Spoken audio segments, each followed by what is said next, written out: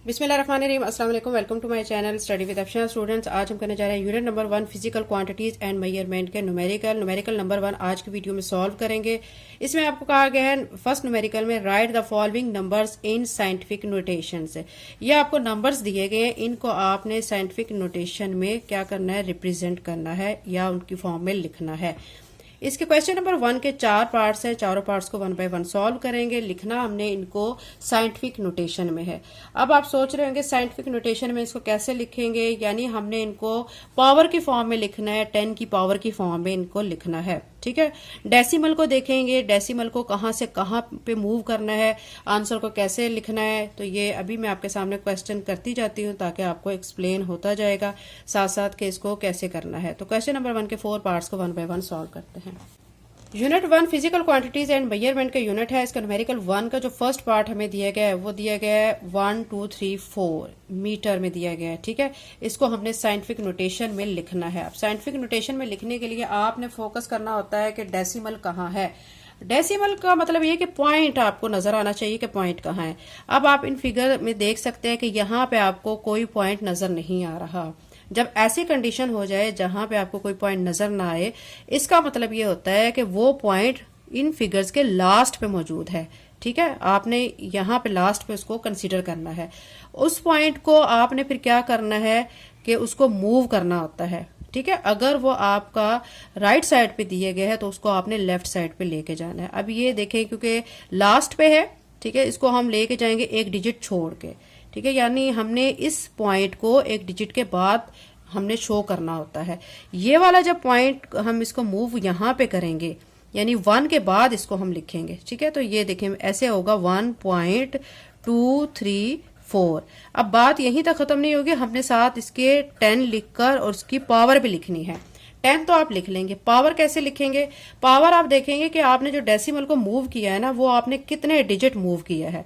यहां से आपने डेसिमल को मूव किया है, 1 के बाद आप यहां पे लेके आए हैं। ठीक है, तो आप देखें कि ये 1 2 3 नंबर्स के बाद आपने डेसिमल को मूव किया है।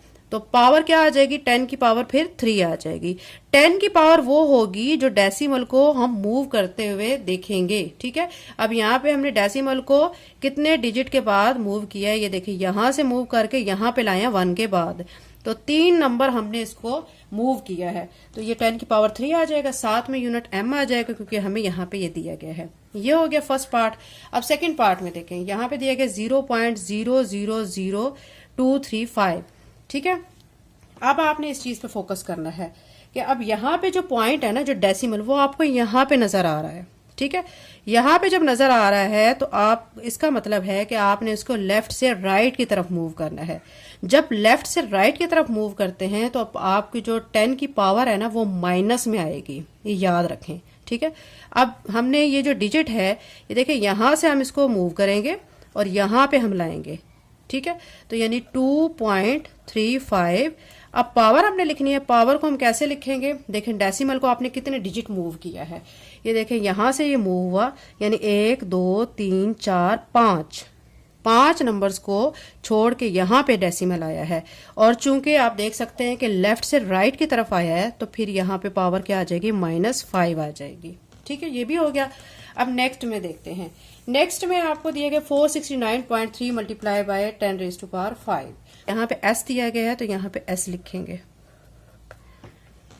अब नेक्स्ट में सी पार्ट में दिया गया 469.3 मल्टीप्लाई बाय 10⁵ m। ठीक है, अब इस पे आपने फोकस करना है कि यहाँ पे डेसिमल हमारा किस साइड पे है। आप देख सकते हैं ये हमारा राइट साइड पे है। ठीक है, अब इस डेसिमल को भी हमने मूव करना है।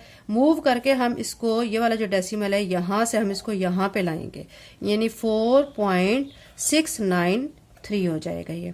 ठीक है, अब आप देखें कि ये 10⁵ तो ऐसे ही है हमारा, उसको तो हमने अभी कुछ नहीं करना। लेकिन जो हमने डेसिमल को मूव किया है ना, पहले आपने उन डिजिट्स को देखना है कितने नंबर आपने उसको मूव किया है। यहां से आपने मूव किया है, ठीक है, यहां पे लेके आए हैं आप, तो ये कितने नंबर मूव हुआ है, 1 2, तो इसके ऊपर 2 आ जाएगा, साथ में ये वाले 10⁵ ऐसे ही आ जाएगा और ये m भी ऐसे ही आ जाएगा। अब एक चीज को याद रखें, देखें 4.693 को आप ऐसे लिखेंगे, बेस सेम है इनकी 10 और 10 है तो पावर्स को हम ऐड कर देते हैं। जब बेस सेम हो तो पावर को ऐड किया जाता है, 2 + 5 हो जाएगा। तो यहाँ पे फिर फाइनल आंसर बनेगा 4.693 मल्टीप्लाई बाय 10⁻⁷। देखें 5 और 2 को ऐड करेंगे 7 आ जाएगा, साथ में यूनिट m आ जाएगा। अब इसका डी पार्ट कर लेते हैं। डी पार्ट में दिया गया 0.0985 मल्टीप्लाई बाय 10⁻⁷ और साथ में आपको दिया गया s। ठीक है, अब यहाँ पे हमने डेसिमल को मूव करना है। ये देखिए यहाँ पे ये डेसिमल मौजूद है यानी लेफ्ट हैंड साइड पे, इसको हमने राइट हैंड साइड पे लेके जाना है।